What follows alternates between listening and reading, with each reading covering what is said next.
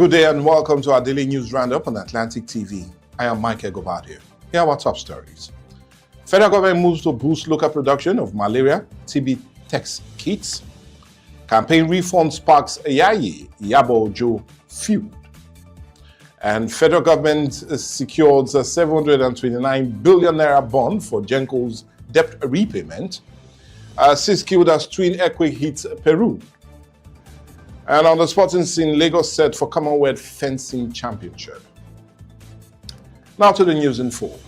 The federal government has intensified efforts to boost the local production of rapid diagnostic test kits as part of plans to strengthen Nigeria's healthcare manufacturing sector, improve access to quality diagnostic, and reduce dependence on imported medical products. The renewed push followed the strategic review meeting chaired by the Coordinating Minister of Health and Social Welfare, Professor Mohammed Pate, with officials from the Ministry of Health, the Presidential Initiative for Unlocking the Healthcare Value Chain, and the Determinant Biotechnology Limited. Now, the meeting reviewed progress on establishing a local manufacturing facility for affordable diagnostic tests and malaria, tuberculosis, and other priority diseases. Professor Pate said local production of diagnostic tools is critical to Nigerians' health security and directed the immediate processing of an advanced purchasing guarantee agreement. He also ordered the completion of all outstanding legal and administrative processes and called for regular implementation reviews to ensure the project stays on schedule. The government says the initiative will strengthen Nigerians' health security, reduce reliance on imported medical products, and improve access to quality diagnostic, stimulate industrial growth, and create skilled jobs. The move follows lessons from the COVID-19 pandemic, which exposed the country's heavy dependence on imported diagnostic kits during global supply chain disruptions. Away from that, the NDLA has seized 1.63 million tramadol pills hidden in 2 trailers and arrested 2 suspects linked to a cross-border drug trafficking syndicate operating through Togo, Benin, Nigerian route. The agency said the operation followed an earlier seizure of over 558,000 tramadol pills. It also intercepted synthetic cannabis at Lagos Airport, leading to the arrest of 4 suspects. In separate raids, operative arrested an 80-year-old suspect in Rivers State, a couple in Edo State, and 2 other suspects linked to tramadol shipment intercepted in Kogi State. NDLEA chairman, retired Brigadier General Mohammed Buba Marwa, praised the officers for the successful operations and urged them to sustain the crackdown on drug trafficking nationwide. Talking politics, a war of words has erupted between APC governorship candidate in Ogun State, Senator Solomon Adiola, popularly known as Yayi, and the PDP senatorial candidate Iyabo Obasanjo over claims that she demanded a refund of her campaign expenses. Adiola alleged that Obasanjo sought reimbursement after after her failed governorship bid, and accused her of pursuing personal interests rather than public service. He also claimed she left the APC after failing to secure what she wanted from the party. Obasanjo denied making personal demands, insisting it was her supporters who presented requests during talks with Adiola. She accused the senator of dishonesty and claimed he later offered her money to remain in the APC after she defected. The exchange comes ahead of the 2027 election, with both politicians now opposing platform following Obasanjo's defection from the APC to the PDP. Still talking politics, former Vice President Atiku Abubakar and NDC Vice Presidential candidate Rabi Kwankwaso has congratulated the party's presidential candidate Peter Obi on his 65th birthday, praising his leadership and contribution to Nigerian democracy. In separate birthday messages shared on social media, Atiku described Obi as a dear brother and commended his commitment to public service, while Kwankwaso hailed him as a leader of integrity, humanity, humility, and strong conviction. Kwankwaso also praised Obi's role as the NDC's presidential candidate for the 2027 election, describing him as a principled ally whose dedication continues to inspire millions of Nigerians.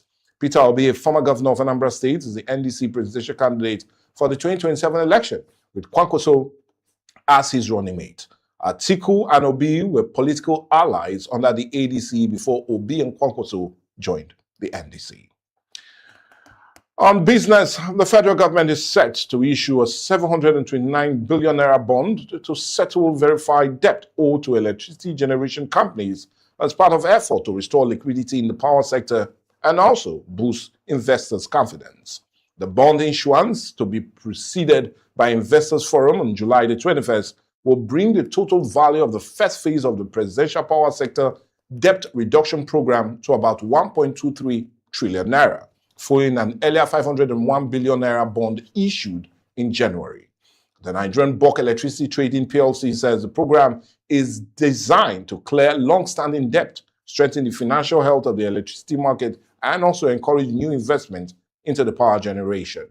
The federal government says the initiative will create a more stable and investment-friendly electricity sector, improve power supply financing, and support Nigerians' long-term economic growth. Still talking business, the Nigerian Revenue Service has directed all large companies to adopt the National E-Invoicing and Electronic Fiscal System by July the 31st, warning that non-compliance could attract sanctions under the existing tax laws. The agency says companies with an annual turnover of 5 billion naira and above must complete registration, system integration, testing, and begin transmitting invoice through the NRS e-voicing platform before the deadline. Compliance monitoring is already on the way. The NRS says more than 1,000 companies have complied with the e-invoicing requirement as part of the first quarter of 2026. We urge affected firms to complete all outstanding implementation process without delay. Now, according to the agency, the digital invoicing system is designed to improve tax transparency, strengthen compliance, reduce revenue leakages, and modernize tax administration through real-time transaction reporting. With that, we need to go on a break now, but when we come back, more news as it concerns the foreign scene and the ever-exciting world of sport. Join us again. Don't miss out on exciting news, events,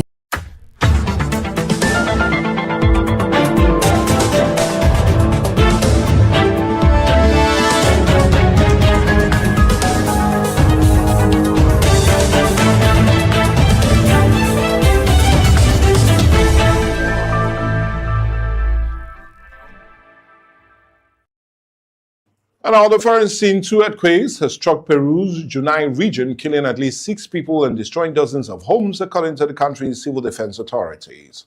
The quake, measuring 5.1 and 3.7 in magnitude, caused widespread damage and prompted emergency response effort across the affected communities.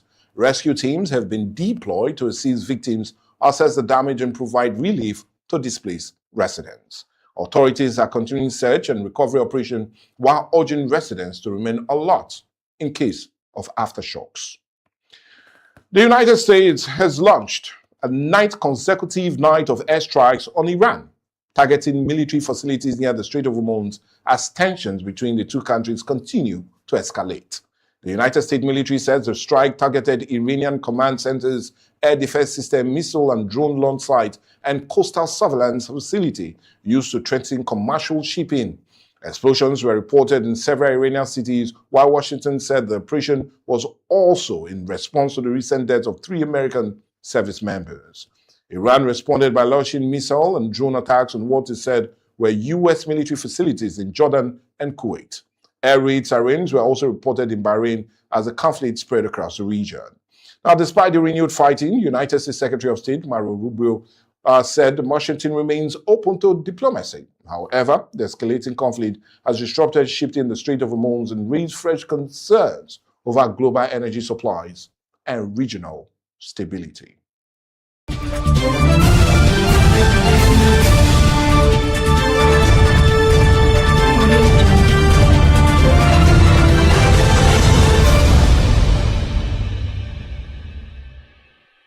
And the ever-exciting world of sport, 20 countries, including host Nigeria and Australia, has confirmed participation in the 2026 Commonwealth Fencing Championship scheduled to hold in Lagos from August the 9th to the 14th. India will field the largest team with 67 fencers competing across the veteran, under-23, para, and senior categories in the epee, foil, and sabre events. The Cameroon Fencing Federation said the tournament marks the return of the championship to Africa after 10 years and will, for the first time, feature under 23 individual events and wheelchair fencing as an official medal event. The Nigerian Fencing Federation said the championship will promote sporting excellence, unity, and cultural exchange as Lagos prepares to welcome athletes from across the Commonwealth. And Spain are the new FIFA World Cup champions after defeating defending champions Argentina 1-0 after extra time in a dramatic final to lift the 2026 title. Substitute Ferran Torres scored a decisive goal in extra time, ending Spain's 16-year wait for a second World Cup crown. Argentina hopes suffered a major setback after Enzo Fernandez was sent off late in normal time. Spain dominated the extra period and capitalized on their numerical advantage with Nico Williams setting up Torres for the match-winning strike. The victory capped an impressive tournament in which Spain conceded just one goal in 7 matches. For Argentina, led by Lionel Messi, the defeat ended their reign as world champions despite another strong campaign that saw them reach the final after victories over Egypt and England. Well, congratulations to Spain. Now let's check what the weather will look like for major cities across Nigeria today.